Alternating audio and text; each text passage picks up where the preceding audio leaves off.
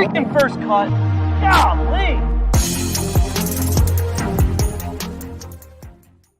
Welcome to the First Cut Podcast. I'm Rick Gehman, and this is your round 3 recap for this week's Valspar Championship. Joining me to break it all down, I've got him. It's Mark Immelman. Good to see you, Mark. How's it? How are you, man? It's good to be with you guys. It's been a while, but it's been a few manic weeks on PGA Tour Live. I mean, the days have been long, but it's good to be back. Yeah, good to chat some golf with you. And before we even jump into the top of the leaderboard, I'll just spoil it. Our leader, 18 under par, Mark, through 54 holes. This is not your usual Valspar Championship in terms of scoring, is it? No. Well, it was actually, we got advanced notice because obviously last week with the Players' Championship, it was like Armageddon rain. We got here through North Florida, certainly. And it was a once-in-a-lifetime sort of event with over 5 inches that hit the golf course up here in Jacksonville.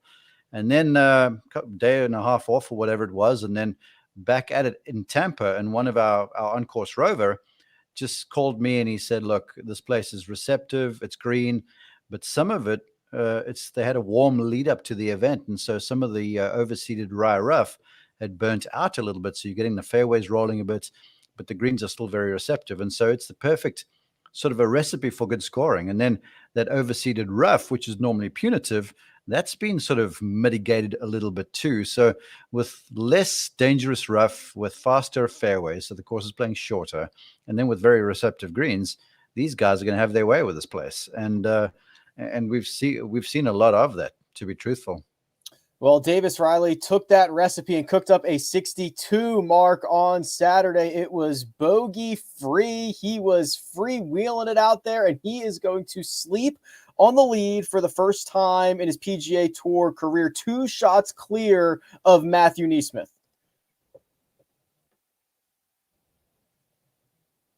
Yeah, it was beautiful play by him today, and to do that alongside Justin Thomas it was a mammoth feat by Davis Riley. But the word on him is he's good, and so I'd made a point of watching him certainly late in the fall last year and then early this year, and he's got a beautiful golf swing. He hits it flush, and he's sort of mature beyond his years in a funny way, kind of like Morikawa. And today was, if there was a moment that a young rookie was going to kind of just capitulate and fall over, it might have been today. But the good thing for Davis Riley playing alongside his good buddy Justin Thomas, who to anyone else might have been quite intimidating, I think it was a source of comfort. And then to go out there and shoot 62, that was bananas.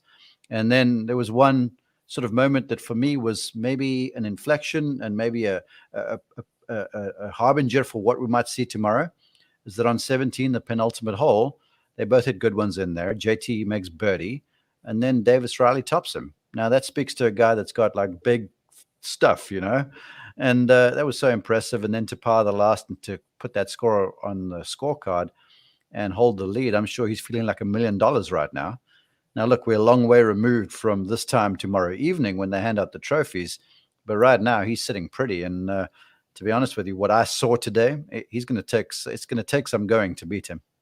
Davis Riley described that Alabama mojo, as he called it, Mark, after his round playing with Justin Thomas. And then we got word from JT, who said, quote, big moment for a rookie and anybody. He handled it like a rock star and made 9 under look very, very easy. That's why I've taken a liking to him and thought the world of his game. So those are top tier words from a top tier golfer.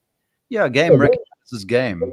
And if you just watch him play, everything about him just looks like it comes so easy. And 62 around here, I don't care if it's soft or not. That is some special round. And what NeSmith did yesterday afternoon on Friday afternoon, I was like, what golf course is this guy playing? Because it was blustery and sort of windy out there. But it's just indicative of who these young players are. They come up through the mini tours and then the Corn Ferry Tour, and they're just so well prepared that when they get out here, they're essentially fearless and they're not afraid to play offense.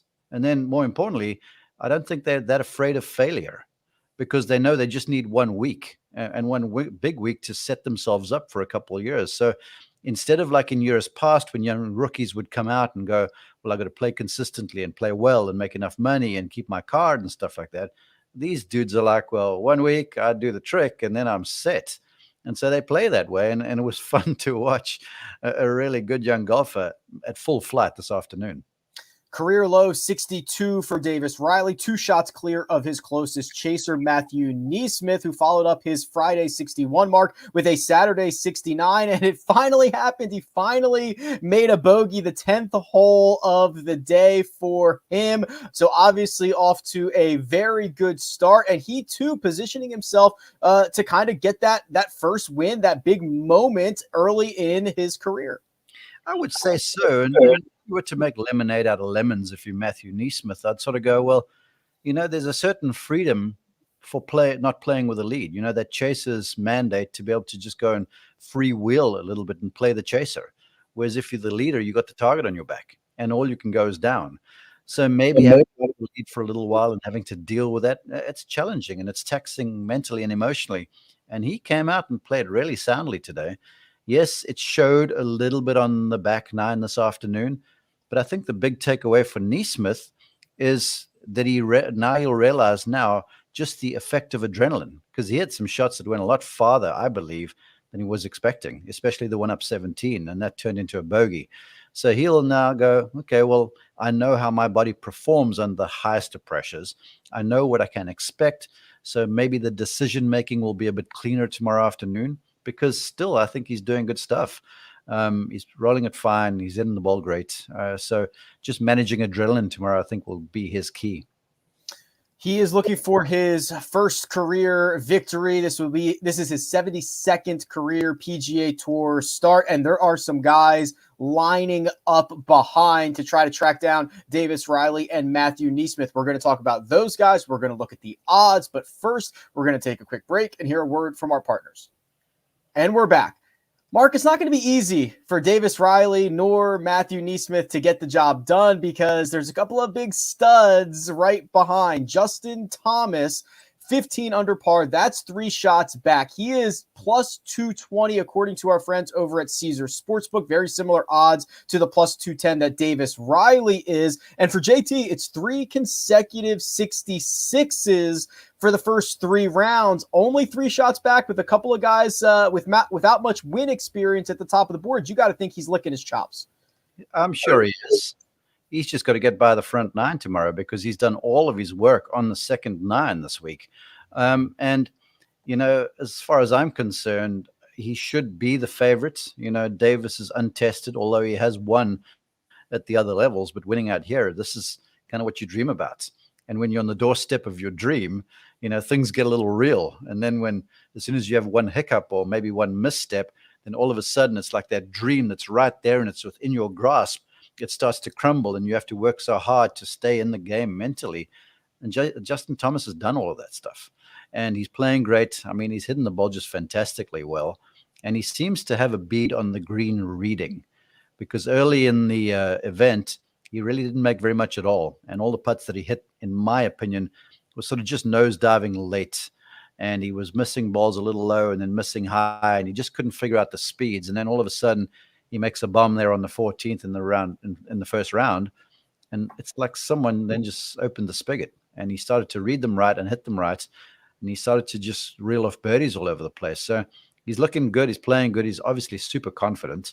He had said so last week that even despite the weekend where he didn't play that great or score that great, he played well. So he came in here feeling good. And now he's got a few untested guys out in front. I'm sure he's liking his chances right now.